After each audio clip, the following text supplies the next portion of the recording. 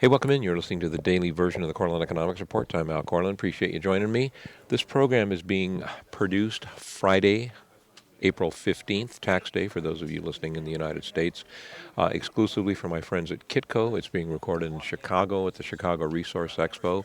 I'm sitting here with a couple of buddies of mine, David Morgan from silverinvestor.com and Dell Steiner, Dell being the president of Premium Exploration. I got to ask you guys a question.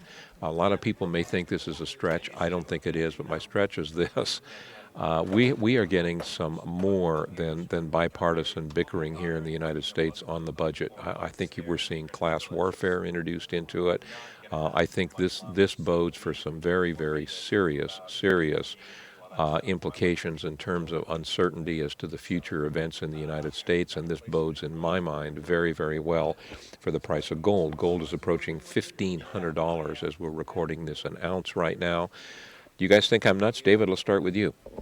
No, I think the strategies is one of the oldest, divide and conquer, so you get people fighting against each other instead of looking at the real problem or who's creating the real problem, which is basically the power elite monetary system. Yeah. So it's a diversion tactic that's worked well in the past and may work at this time. I also agree that it's the key issue.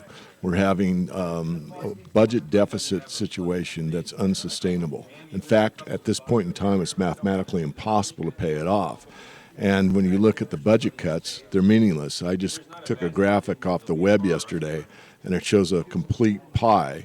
And when you look at the pie, about 2/3 of it is covered by tax receipts, and 1/3 of it is deficit, so you have to borrow that money. And then it shows a little bit of crumbs off to the left, and that says Republican budget cuts. And then there's this little bitty crumb you can barely see off to the right and says Democratic proposed cuts. And that's a very good visual for people to understand that these budget cuts are absolutely a farce relative to the amount of deficit spending that's gone on in this country for so long. But what's really a farce, I mean, I agree with you 100%, but what's really a farce, in my opinion, is the emotionalism that's getting involved in here, and it bothers me a lot that the Republicans are getting painted basically as a group of people who really don't care about old people, sick people, children, et cetera.